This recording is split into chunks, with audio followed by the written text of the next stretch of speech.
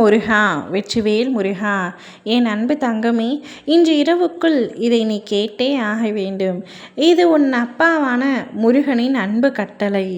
மலை உயரமாக இருப்பதால் அது ஏற முடியாதது அல்ல. ஒவ்வொரு படியும் உன்னை உச்சிக்கு கொண்டு செல்கின்றது. வாழ்க்கையும் அதுபோலத்தான். சிறிய முன்னேற்றங்கள் பெரிய வெற்றிகளாகும்.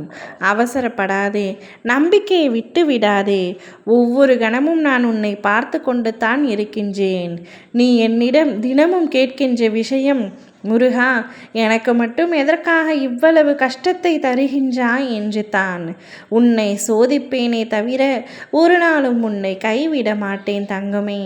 நீ தீர்க்க முடியாத பிரச்சனையில் தவிக்கும் பொழுதெல்லாம் நான் இருக்கின்றேன் என்று ஓடி வந்து நொடியில் துன்பம் தீர்ப்பேன். நீ நினைத்தாலே, மனதார நினைத்தாலே, இந்த கருணை கடல் கந்தா, நான் நிச்சயம் உன்னை தேடி ஓடி வருவேன். இன்று இரவுக்குள் ஒரு அதிசயம் உன் வாழ்க்கைக்கு நடக்கும். உன் கஷ்டத்திற்கு கடைசி இரவு இதுவாகத்தான் இருக்கும். உனது வாழ்வில் மங்களம் உண்டாகும். நீ விரும்பினாலும் நீ விரும்பாவிட்டாலும் சில விஷயங்கள் உண்மைதான். அதை நீ புரிந்து கொள்ள வேண்டும். நீ என்னை பார்க்க வேண்டிய தருணத்தை விரைவில் உனக்கு நான் ஏற்படுத்தி தருவேன். மனம் தளராதே. நீ என்னை பார்க்க வேண்டும் என ஏங்கிய நாட்கள் எத்தனை. அதற்கான தகவல் விரைவில் உன் வீடு தேடி வரும்.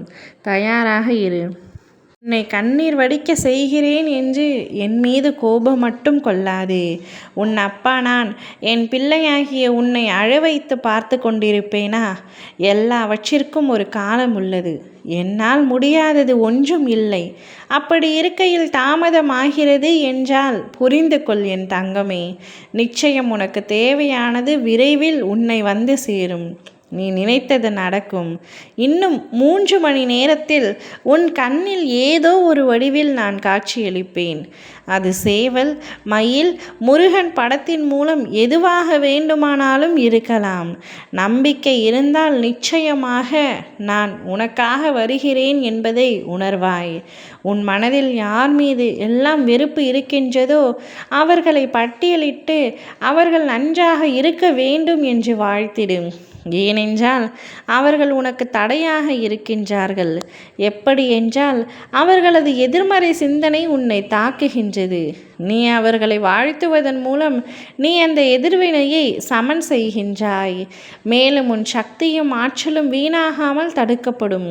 இது உனக்கு புது சக்தியை தருவதோடு உன்னை உயர்த்த ஆரம்பிக்கும். இதை இன்றே இப்பொழுதே செய்துவிடு. அவர்கள் உருவத்தை மனதில் நினைத்து அவர்கள் நல்லபடியாக வாழ வேண்டும் என்று வாழ்த்துவிட்டு, நான் நேர்மறை எண்ணங்கள் சூழ்ந்து நிம்மதியாக மகிழ்ச்சியாக இருப்பேன் என்று உனக்குள் நீயே சொல்லிக்கொள். நிச்சயம் உனக்கு நல்ல விஷயங்கள் நடக்க ஆரம்பிக்கும். ஓம் முருகா, வெற்றிவேல் முருகா.